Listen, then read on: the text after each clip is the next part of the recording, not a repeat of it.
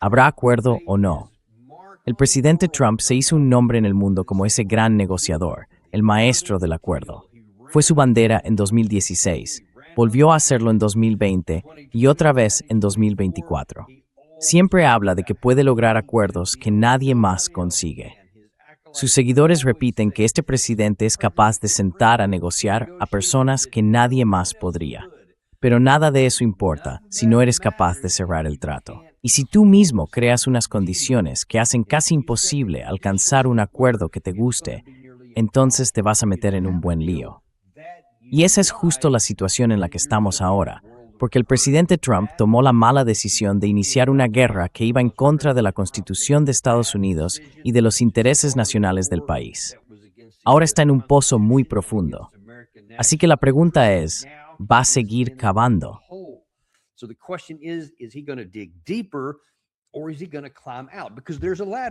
¿O va a salir de ahí? Porque hay una escalera por la que podría salir y una pala con la que podría cavar más hondo. La pregunta es, ¿qué va a hacer? Y todo el mundo está esperando para saberlo. Esta mañana ha publicado más información en Truth Social.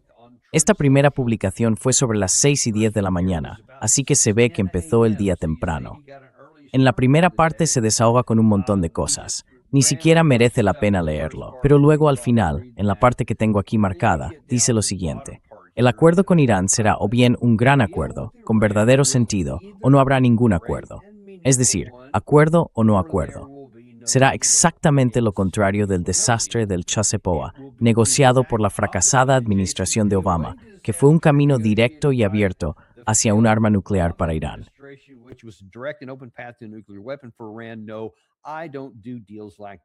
No, yo no hago acuerdos de ese tipo. Ahora, él también se está metiendo potencialmente en un callejón sin salida. Sigue hablando del Chassepoa, el acuerdo que Obama firmó en 2015 y del que el presidente Trump se retiró en 2018. No para de decir que fue un acuerdo terrible y que no podemos volver a ese camino. Yo no voy a hacer eso. Dice que era un camino hacia la bomba, lo cual, por supuesto, es completamente falso. No hay nada de verdad en eso. Fue un acuerdo negociado con muchísimo esfuerzo durante unos 2 años, que habría garantizado que Irán nunca tuviera un arma nuclear, porque incluía todo lo necesario. Un enriquecimiento muy limitado, inspectores internacionales independientes y un nivel de enriquecimiento muy bajo, del 3,67%, muy lejos de cualquier tipo de enriquecimiento apto para armas nucleares.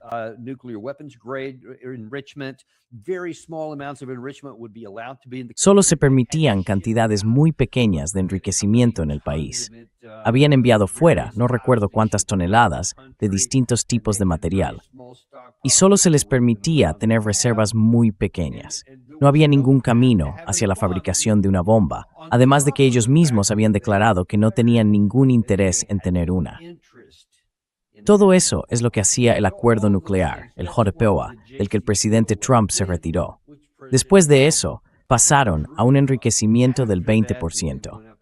Luego subieron al 60%, cada vez como respuesta a que nosotros seguíamos fuera del acuerdo o a algo que hacíamos, como imponer nuevas sanciones o lo que fuera. Y aún así, siempre intentaban volver al acuerdo.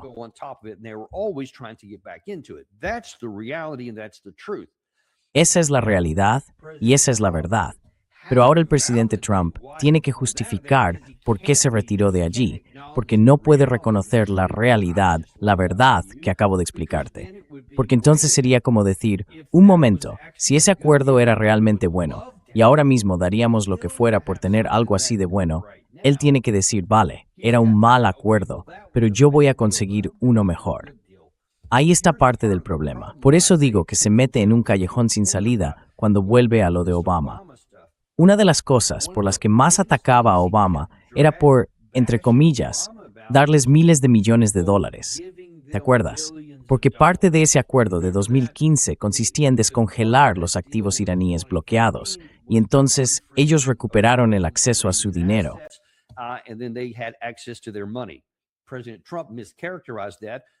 El presidente Trump tergiversó eso para atraer a su base y a los simpatizantes de Israel y dijo que Obama les dio dinero, que les pagó para hacer todas esas cosas, lo cual, por supuesto, nunca fue cierto. Pero ha seguido insistiendo en eso, incluso este mismo fin de semana.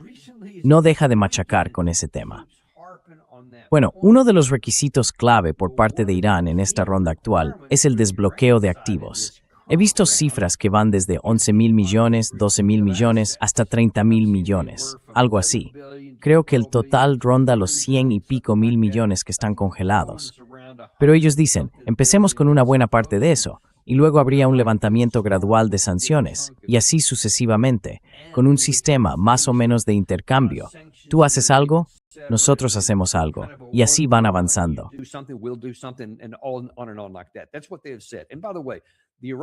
Eso es lo que han dicho. Y por cierto, la parte iraní está dispuesta a negociar. Vais a ver algunos detalles sobre eso durante el programa.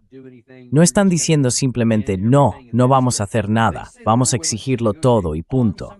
Dicen que están dispuestos a negociar. En algunos temas están dispuestos a ceder algo para conseguir algo a cambio. Así que eso es una señal positiva y también una oportunidad para nosotros de poner fin a esta guerra, de sacarla de la mesa y de dejar de seguir cavando en este agujero en el que nos hemos metido. Pero la pregunta es, ¿Trump va a seguir adelante con eso? Pues bien, esa primera publicación en Truth Social fue a las 6:10 de la mañana. Luego, unas 2 horas y media más tarde, publicó esta otra.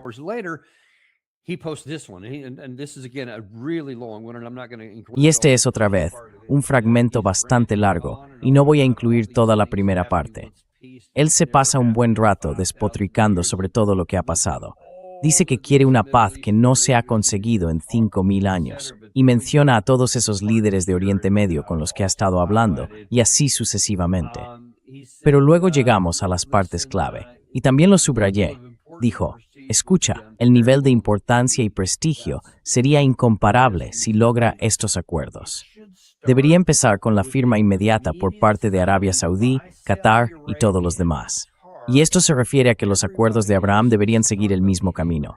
Si no lo hacen, no deberían formar parte de este acuerdo. Y eso, según él, demuestra sus malas intenciones.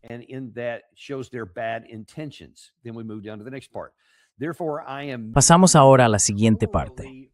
Por tanto, solicito de manera obligatoria, y eso ya es un uso un poco raro del inglés, que todos los países firmen de inmediato los acuerdos de Abraham, y que si Irán firma su acuerdo conmigo como presidente de los Estados Unidos de América, sería un honor que también formaran parte de este acuerdo sin precedentes, la coalición mundial. Más tarde, en el programa, tendremos con nosotros a Rahan Menon. Ha publicado algo esta mañana que habla de muchas de estas contradicciones y va a centrarse específicamente en los acuerdos de Abraham. Vamos a arrojar algo de luz sobre ese tema, así que tengo muchas ganas de llegar a ese momento del programa.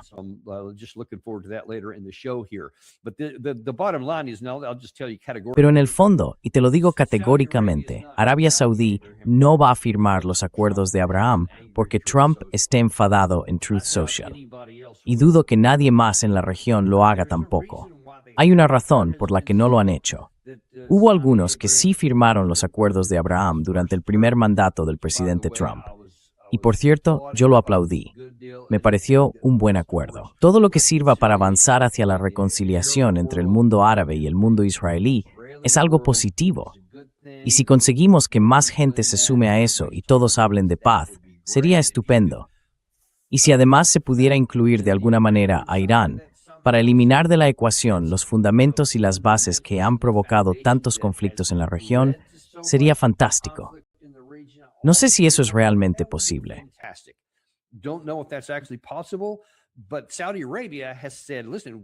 Pero Arabia Saudí ha dicho, escuchad, no vamos a hacer esto. No vamos a firmar los acuerdos de Abraham a menos que los palestinos, tanto en la Franja de Gaza como en Cisjordania, tengan un estado propio, que tengan ciertas libertades y que dejen de ser atacados. Dicen que, claro, una vez que eso se cumpla, Arabia Saudí siempre ha dicho que si ocurre, firmarán los acuerdos de Abraham. Y no van a dejar de exigir eso ahora. No van a cambiarlo solo porque Trump publique algo en Truth Social. Así que, por lo que a mí respecta, olvidémonos de eso. Rahan lo explicará mejor en un momento.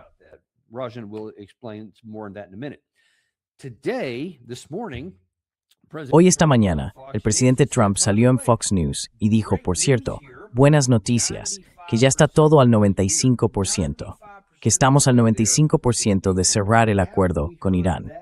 No hemos oído eso antes. ¿Cuántas veces, desde que empezó esta guerra, hemos escuchado todo tipo de cosas diciendo que Irán ya ha aceptado prácticamente todo, que básicamente ya teníamos todos los acuerdos y que solo faltaba la firma? Y nunca pasa. Y me pregunto, ¿por qué la gente sigue creyendo estas cosas? Y los mercados reaccionan. Eso es lo más cómico, o más bien tragicómico de todo esto, que Trump dice cosas así, como hizo el fin de semana.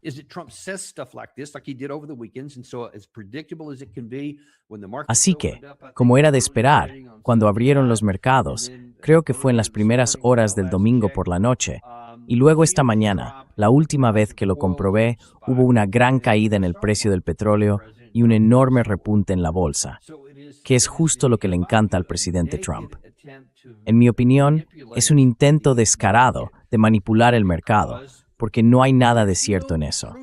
Y vamos a echar un vistazo, como hacemos siempre. Eso es lo que dice el presidente Trump.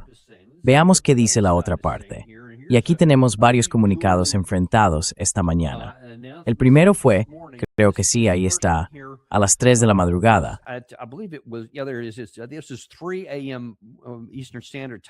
Hora del este, aquí, desde Irán. Y dijeron, esto viene de la agencia de noticias iraní, un alto diplomático iraní afirma que no se han hecho compromisos con la otra parte en un posible acuerdo con Estados Unidos sobre el tema nuclear. El presidente Trump, un 95% completado. Irán, sin compromisos asumidos. Y continúan, el fin de la guerra en todos los frentes, la liberación de los activos iraníes congelados, ahí vuelve a aparecer esa cifra, el levantamiento del bloqueo marítimo estadounidense, la apertura del estrecho de Hormuz y la libertad para vender el petróleo iraní se consideran posibles puntos del acuerdo.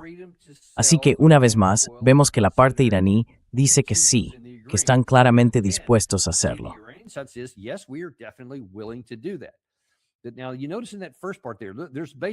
Fíjate, en esa primera parte hay básicamente dos bloques, dos fases, sobre las que Irán está dispuesto a negociar.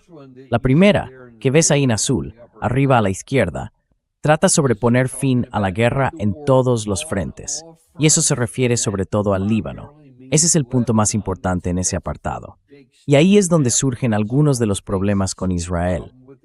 La liberación de los activos iraníes congelados es un gran problema en Washington. El levantamiento del bloqueo marítimo de Estados Unidos es una decisión sencilla que el presidente Trump podría tomar, pero que ellos quieren con total claridad.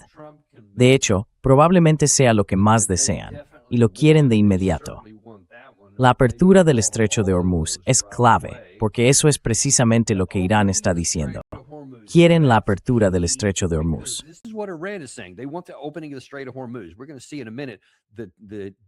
En un momento vamos a ver las condiciones bajo las cuales ellos creen que debería abrirse el estrecho, en contraste con lo que hace Estados Unidos.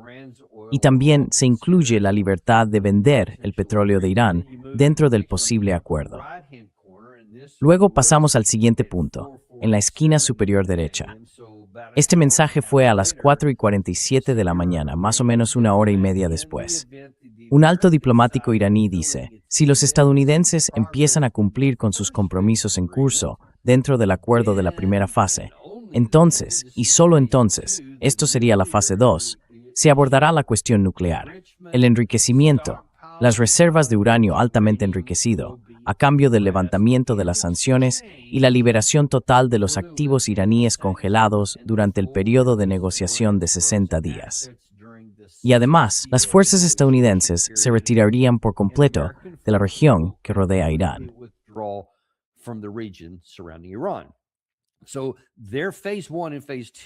Así que su fase 1 y su fase 2.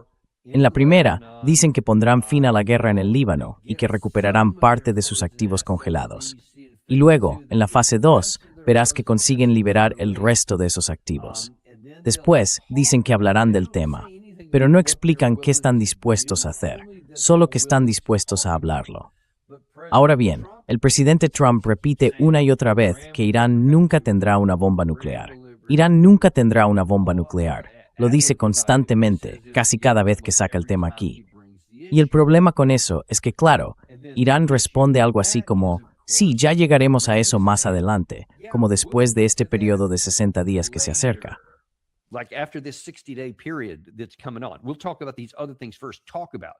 Primero hablaremos de esas otras cosas. Hablemos de eso. Ahora mismo estamos en una especie de, bueno, no una especie, estamos en un periodo de alto el fuego, solo que está mal definido.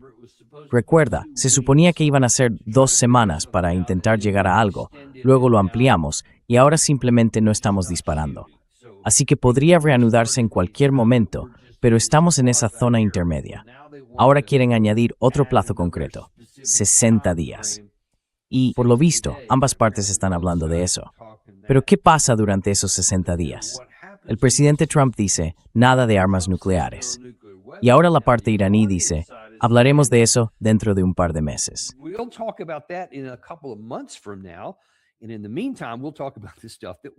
Mientras tanto, hablaremos de los temas que nos interesan. Así que no sé cómo el presidente Trump va a aceptar eso. Por eso, cuando se dice que ya estamos al 95% del acuerdo, a menos que el presidente Trump haya hecho cambios radicales en lo que está dispuesto a aceptar, yo diría que ni siquiera estamos al 5%. Estamos hablando, y eso es útil, es positivo, pero ya veremos qué pasa. Ahora volviendo a este otro asunto, en la parte inferior derecha. Esto viene del Washington Post de esta mañana. El Washington Post informa que Estados Unidos e Irán han elaborado un marco de propuesta para ampliar el alto el fuego actual durante 60 días, mientras continúan las negociaciones hacia un acuerdo más amplio.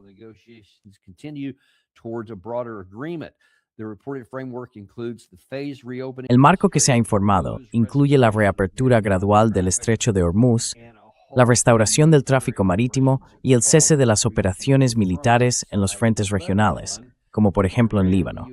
Tanto fuentes iraníes como estadounidenses insisten en que no se ha firmado ningún acuerdo definitivo y que las cuestiones nucleares siguen sin resolverse. Así que incluso el Washington Post dice, mira, aquí están pasando muchas cosas. Estamos muy lejos de cualquier acuerdo. Ni siquiera hemos llegado al punto de poder decir que hay 60 días. Al menos ese número parece coincidir en ambos lados. Pero las condiciones para eso siguen estando a años luz de distancia. Ahora veamos una cosa. Cuando hablan del estrecho de Hormuz, esto es importante. Hoy hemos obtenido algo más de claridad por parte de Irán sobre a qué se refieren exactamente.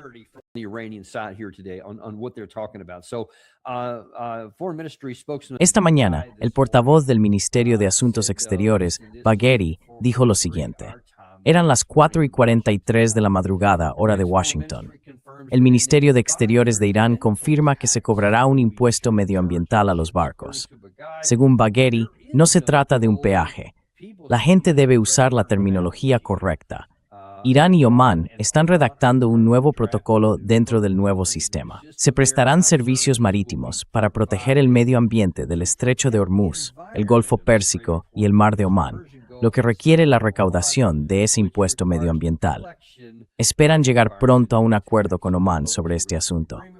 Así que, mientras el presidente Trump sigue diciendo que no va a haber ningún peaje, que no pueden tenerlo, que no van a controlarlo, Irán responde, sí, no hay problema, no hay peaje.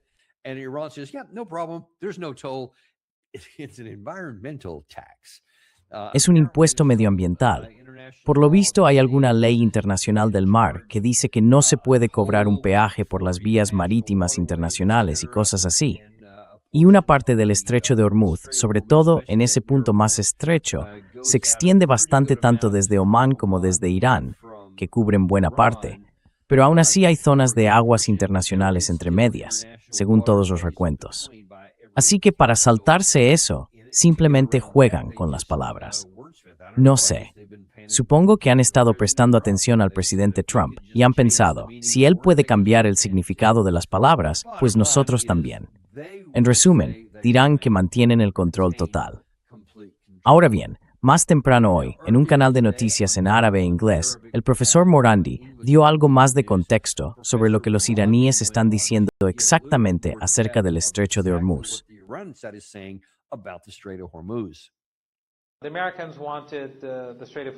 Los estadounidenses querían que el estrecho de Hormuz volviera a la normalidad. Irán no aceptó eso. Irán dijo que no va a volver a la normalidad. Lo que volverá a la normalidad es el número de barcos que pasan por allí y que Irán mantendrá el control de ese comercio. Los iraníes han dicho que eso no es algo que estén dispuestos a negociar con Estados Unidos. Es un asunto entre Irán y Omán. El tema de las tarifas, el tema de la seguridad de ese comercio, eso no está sujeto a negociación.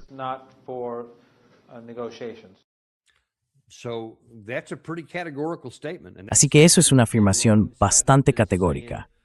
Y además es algo que la parte iraní lleva diciendo desde el principio. Dicen que una vez que lograron esto, nunca habían tenido un poder de negociación así en los primeros 47 años.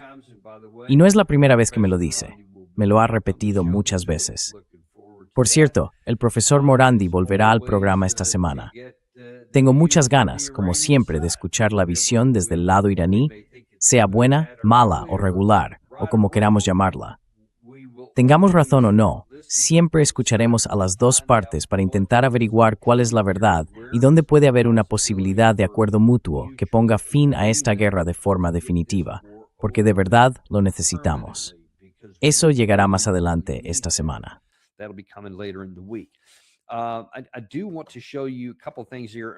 Quiero enseñarte un par de cosas aquí.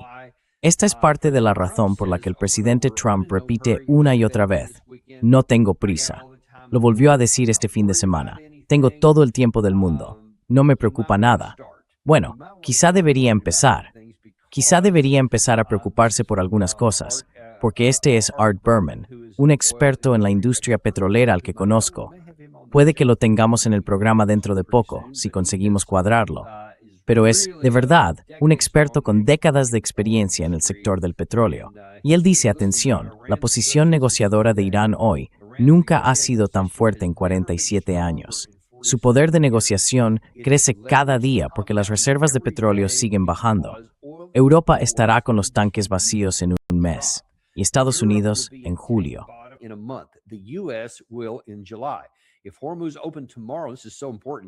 Si el estrecho de Hormuz se abriera mañana, y esto es muy importante, aún así harían falta 6 meses, antes de que las cosas dejaran de empeorar.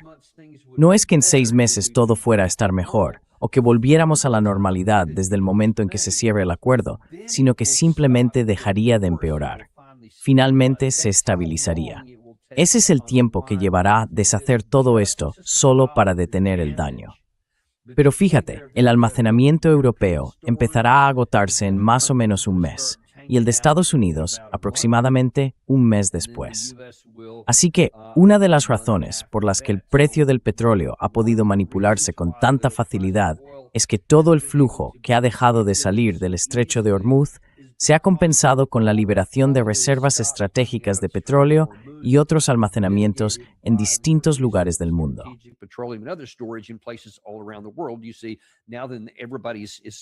Ahora ves que todo el mundo está tirando de esas reservas.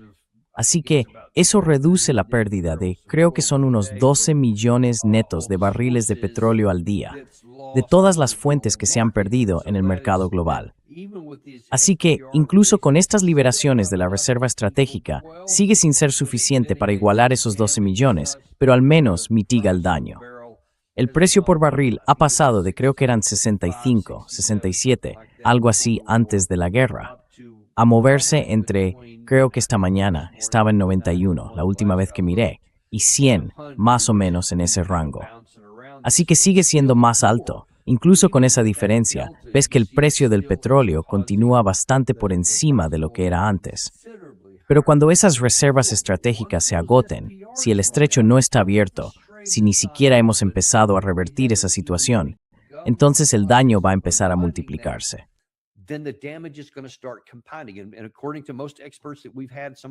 Y según la mayoría de los expertos que hemos tenido, algunos de los cuales han estado en nuestro programa, va a haber un repunte en el precio. Y no va a ser solo una subida de $1.20 o $1.30 por semana. Podría subir 45 o 75 centavos en una semana y seguir aumentando. Y entonces no hay forma de detenerlo. Una vez que se agotan las reservas estratégicas de petróleo, ya no tienes margen para contener ese precio y no puedes manipularlo cuando no hay petróleo. Puedes manipular el precio cuando tienes reservas que liberar, pero no en el otro caso. Ya os lo he dicho antes, y hemos tenido a Mike Adams en el programa, y su evaluación es que ya tenemos problemas de escasez alimentaria en camino, porque una vez más, los problemas con los fertilizantes no se han resuelto.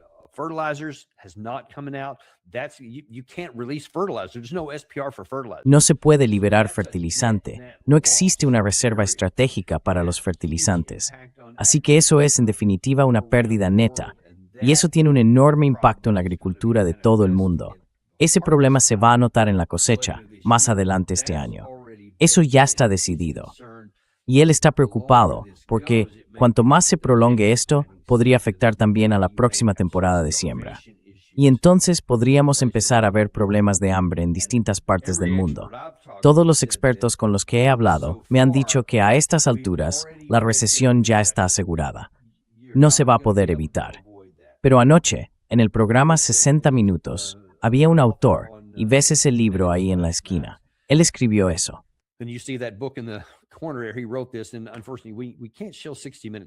Y por desgracia, no podemos mostrar el programa 60 Minutes por alguna razón. Siempre nos lo desmonetizan, pero podéis ir a verlo por vuestra cuenta. Andrew Ross Sorkin dice que un gran desplome es inevitable, y por cierto, lo decía antes de que empezara la guerra. Esto solo ha agravado la situación.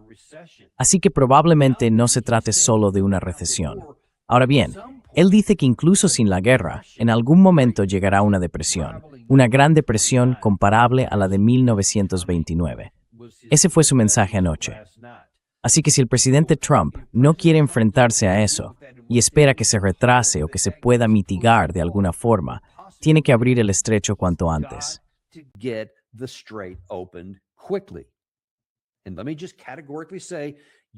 Y déjame decirlo claramente, no lo vas a conseguir con el ejército. No es posible. Si lo fuera, ya lo habríamos hecho en los primeros 40 días. Todos esos tipos raros, por cierto. Esta tarde vamos a hacer un programa, probablemente sobre las 3:30, creo. Vamos a analizar las resistencias dentro de Estados Unidos contra el acuerdo que Trump tiene que afrontar en su propia casa. Olvídate de lo que vaya a hacer la parte iraní. Están deseando, ansiosos, por volver a la guerra. Hablaremos de eso esta tarde, pero se equivocan. No hay una solución militar para esto. Y si lo intenta, Irán ya ha dicho que va a destruir la infraestructura petrolera en todo el Golfo.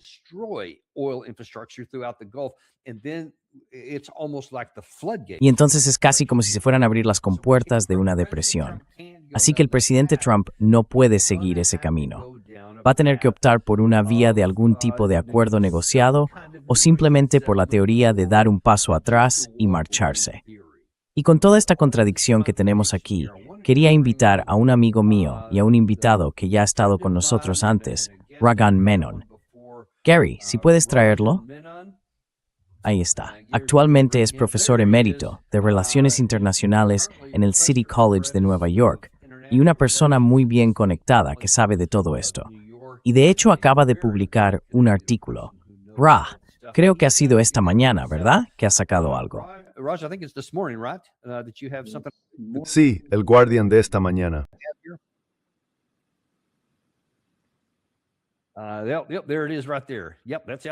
Ahí está, justo ahí.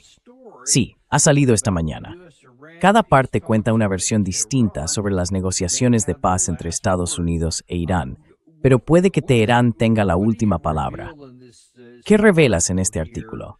¿Y qué opinas de ese relato que cada lado nos está contando? ¿Cómo crees que eso nos va a llevar a una situación en la que podamos reabrir el estrecho de Hormuz? Exacto. Así que, por lo que yo veo, Daniel, los iraníes hace ya tiempo que dejaron de tomarse en serio la amenaza del presidente Trump de usar la fuerza aquí. Raglinto. Allá, suena que ustedes en el foso de Avestain. ¿Me oyes ahora? Gary, ¿tienes alguna idea? Perdón por esto, amigos. Deberíamos arreglar el audio. Suena como si estuvieras algo tapado, como si tuvieras la mano sobre él. Espera un segundo. Perdón, volveremos a eso en un momento. Raj, mientras intentas hacerlo, Gary, quiero ponerlo una vez más. Esto es lo que dijo esta mañana el portavoz del Ministerio de Asuntos Exteriores, Bagai, sobre lo que Irán está dispuesto a hacer.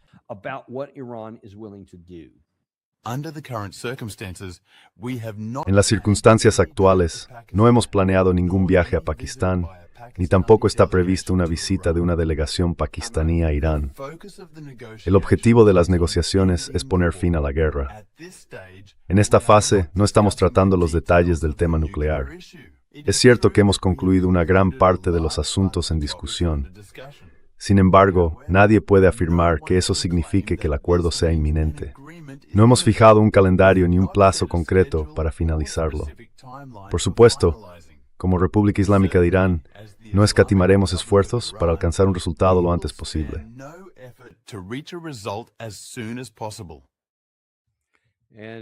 Y sí, ahí lo tienes diciendo.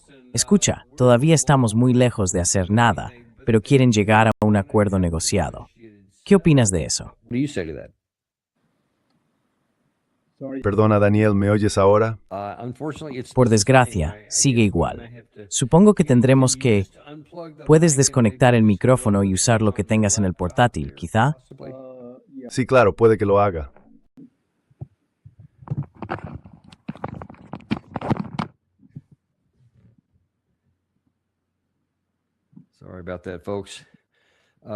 Perdonad por eso, amigos. Sí, lo tendremos en un segundo. Una última cosa. Bueno, en realidad es lo mismo, no cambia nada. Quizá podrías salir y volver a entrar, a ver si así funciona con el otro micrófono. Mientras tanto, hay otro fragmento de audio que quería mostraros. Es de uno de los asesores militares del líder supremo en Irán. Esta mañana, o creo que fue anoche, en realidad, lanzó una especie de advertencia, pero también un mensaje de esperanza sobre lo que podría pasar si no se llega a un acuerdo negociado, aunque dejó claro que sigue queriendo uno. Sobre la negociación, la República Islámica ha puesto ante vosotros el camino menos costoso. La República Islámica os está diciendo que si continuáis con la guerra, haremos que el pueblo estadounidense sufra y que la economía estadounidense sufra. Irán está aquí para una negociación justa con vosotros.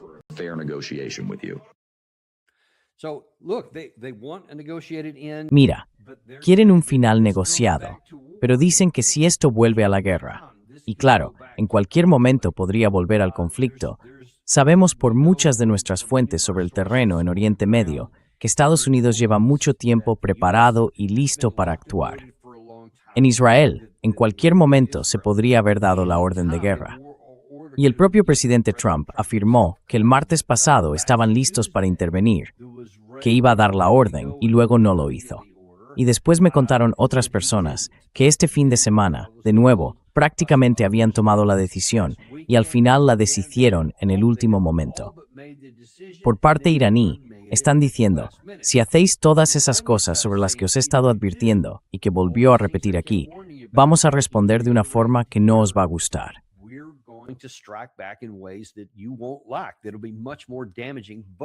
Eso sería mucho más perjudicial. Pero bueno, terminó con una nota positiva. Tendremos un acuerdo negociado siempre que haya algo justo. Y de nuevo, Irán está dispuesto a ceder algo a cambio de obtener algo. A ver si tenemos a Ragz de nuevo con nosotros. Bueno, parece que tendremos que quedarnos con eso. Está más o menos como antes, pero no te oímos, así que ahí estamos. Perdón, este micrófono es mi pesadilla. Haz lo mejor que puedas. Creo que no podemos oírlo en absoluto. Sí, así de mal. Vale. ¿Hay algo que pueda hacer con la configuración, Gary? Tengo el micrófono conectado. Aparece en la lista. Eso depende de ti, Raj. Quiero decir, no sé muy bien cómo podría ayudarte, por desgracia. Vale, espera un momento. Vale, puede que tengamos que hacerlo en otro momento. Sí. Vale, bueno, lo siento muchísimo por eso. En fin, esperamos poder recuperarlo pronto. De verdad, disculpad, amigos. Pero ese era Raj Menon. Gary, si puedes volver a poner ese titular en pantalla, me gustaría echar un vistazo a una de las cosas que escribió, porque me pareció muy importante. Si puedes subir un poco, ahí decía que los giros y vueltas de esta historia son desconcertantes, pero que Donald Trump parece tener todas las cartas en su contra. Y de eso estamos hablando aquí. Estados Unidos tiene muchísimo poder. Y si lo miras en una hoja de cálculo, la diferencia es abrumadora. El año pasado, en el último ejercicio fiscal, gastamos algo así como $1 billón en nuestro presupuesto de defensa.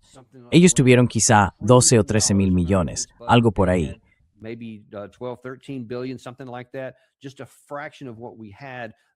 Solo una fracción de lo que teníamos nosotros. Su fuerza aérea era anticuada.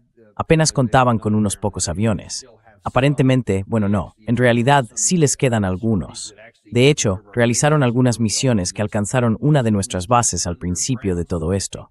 La mayoría los mantienen bajo tierra para que no puedan ser atacados, pero claro, tampoco pueden volar desde ahí. Si lo intentan, pueden ser derribados. La mayor parte de su flota de superficie, unas 158 naves, ha sido destruida por completo. Así que han sufrido muchos daños, pero conservan lo que realmente importa para esta guerra, y eso es lo que hay que entender. Las guerras no se ganan con hojas de cálculo. Si fuera así, habríamos ganado la guerra de Vietnam. Si fuera así, habríamos ganado la de Afganistán. Y si fuera así, habríamos ganado la guerra contra la insurgencia iraquí, que al final simplemente se fue apagando.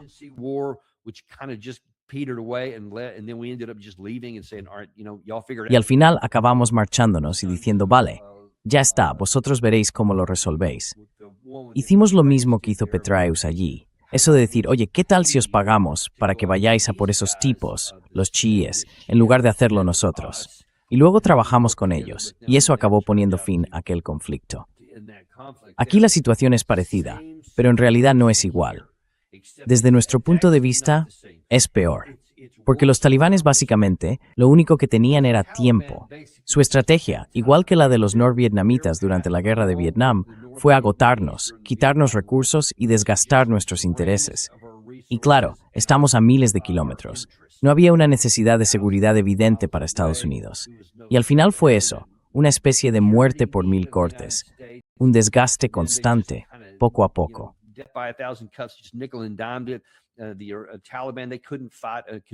Los talibanes no podían enfrentarse a nosotros en una guerra convencional. Tuvieron que recurrir a bombas en las carreteras, emboscadas y ese tipo de cosas. Y al final nos agotaron durante 20 años. En Vietnam fueron unos 10 años. Esta situación es distinta, porque Irán sí tiene la capacidad de atacar y de hacerlo con fuerza contra nuestros intereses. Y en defensa, cuentan con toda una cadena de montañas, varias cordilleras a lo largo de toda su frontera occidental, lo que los hace casi impenetrables. Probablemente por eso intentamos ganar esta guerra solo desde el aire, sin fuerzas terrestres. Porque nos dimos cuenta, miramos un mapa y dijimos, oye, esto no va a funcionar. Dijimos, bueno, ya sabes qué. Cuando miras, oh, vaya, sí, mira Irak, ahí justo a la izquierda.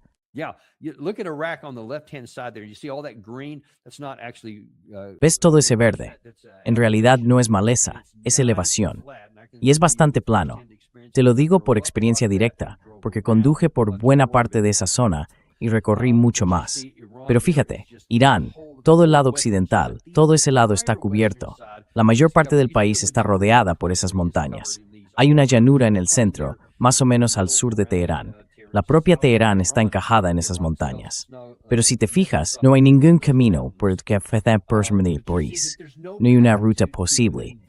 Así se llama en Bosun.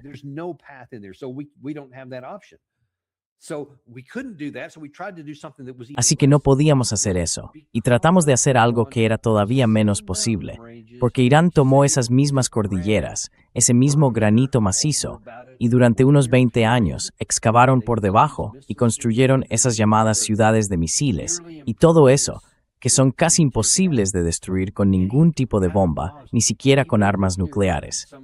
Al parecer, algunas son tan resistentes que podrían soportar una explosión nuclear. Así que no se puede ganar solo con ataques aéreos.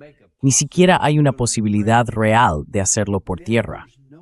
Entonces, no hay una solución militar, amigos. No es tan difícil de entender. no es tan complicado de ver. Pero así están las cosas hoy en día. Y el presidente Trump tiene estos problemas de los que acabamos de hablar. El reloj está corriendo, y de verdad,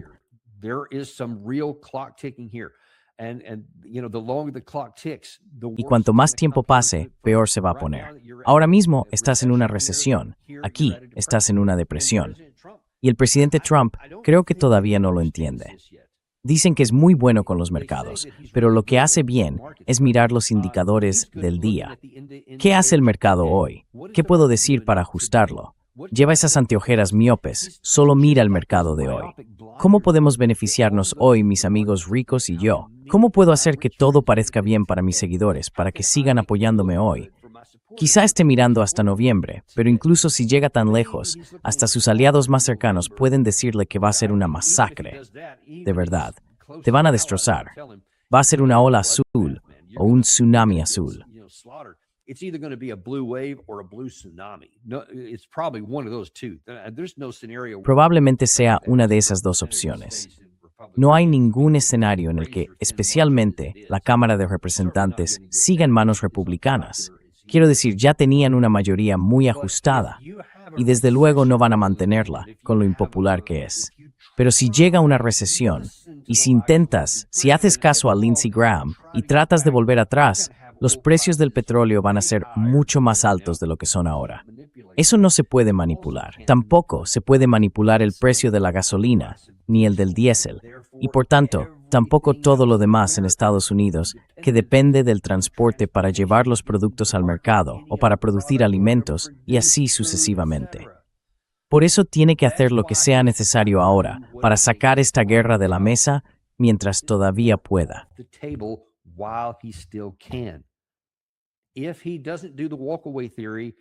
Si no aplica la teoría de retirarse y en su lugar opta por el plan de bombardear, todas esas cosas malas de las que hablé están prácticamente garantizadas y van a empeorar muchísimo, todas ellas. Y eso nos llevaría a una depresión. Según mi estimación, mi análisis de los fundamentos, y ni siquiera había visto este libro, desde luego, pero solo basándome en los fundamentos que puedo observar, es casi una garantía de que habrá una depresión si bombardeas Irán y luego ellos atacan la infraestructura petrolera. Es simplemente un cálculo matemático. No habría suficiente energía para mantener la economía en el nivel en que estaba. Ni siquiera podría sostenerla. Olvídate del crecimiento. Habría una caída de alrededor del 10%, y eso equivale a una depresión. Así que la única forma en que el presidente Trump podría evitarlo sería retirándose o negociando unas condiciones. Irán está dispuesto a hacerlo.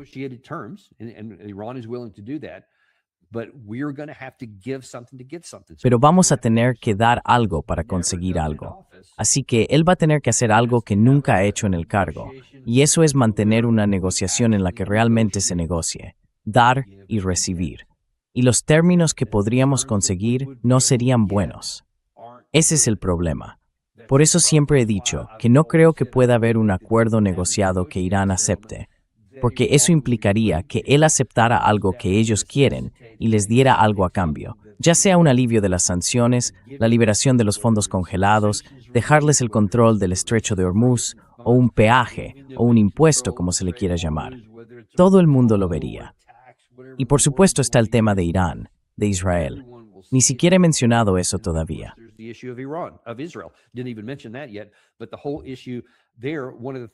Pero todo el asunto ahí, una de las cosas que creo, en ese primer punto que mostramos, es que la parte iraní dijo que el fin de la guerra en todos los frentes, el fin de la guerra en todos los frentes, significa sobre todo Líbano. En Israel, como vimos la última vez que intentamos establecer la primera parte del alto el fuego, también se suponía que incluía Líbano. Y lo que hizo Israel fue decir, ¿qué tal esto? ¿Qué tal si hacemos el bombardeo más grande que hayamos hecho nunca en Líbano? Solo para dejar claro que no vamos a hacer eso. Después de eso, pasaron a una especie de alto el fuego limitado, casi simbólico. Al parecer, no atacaron Beirut, pero siguen golpeando otros lugares allí. Y siempre dicen que es en defensa propia, lo que sea. Pero han invadido el país, así que en ese punto ya has perdido el derecho a reclamar eso.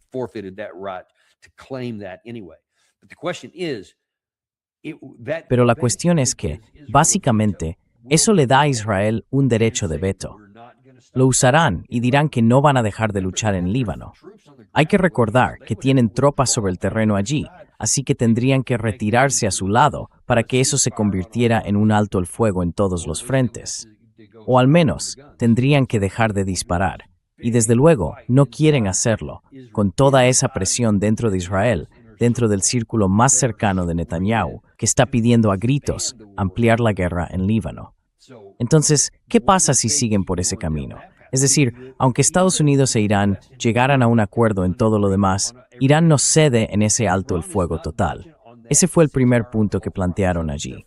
Así que, si Israel veta eso y dice no, vamos a seguir luchando, Trump simplemente se retirará.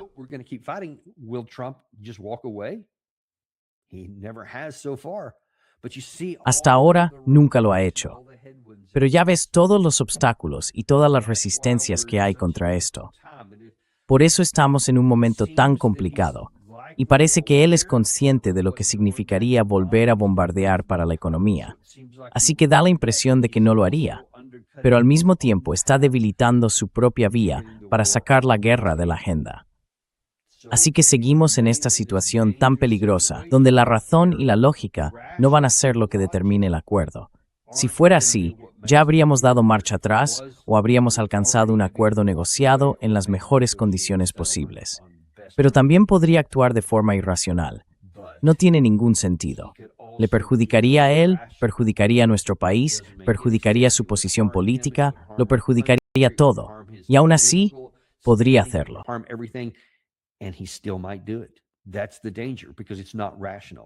Ese es el peligro, porque no es algo racional. Tendremos que esperar y ver si va a funcionar. Habrá que esperar también para ver cómo reacciona la parte israelí. Esta tarde volveremos y os mostraremos si el lado israelí se enfrenta a algunos obstáculos en ese sentido. Hablaremos un poco más de eso también esta tarde, pero voy a enseñaros los obstáculos que tiene dentro de su propio partido y lo difícil que le resulta hacer lo correcto o incluso llevar a cabo lo que desea, con todo ese viento en contra. Nos vemos entonces, a las 3:30 en el programa Daniel Davis Deep Dive. Ya sabéis, no intento convenceros de que compréis oro ni deciros cómo gestionar vuestra cartera de acciones, pero sí hay una forma en la que podéis ayudarnos. Suscribíos, dadle al me gusta y compartid esto con alguien a quien queráis.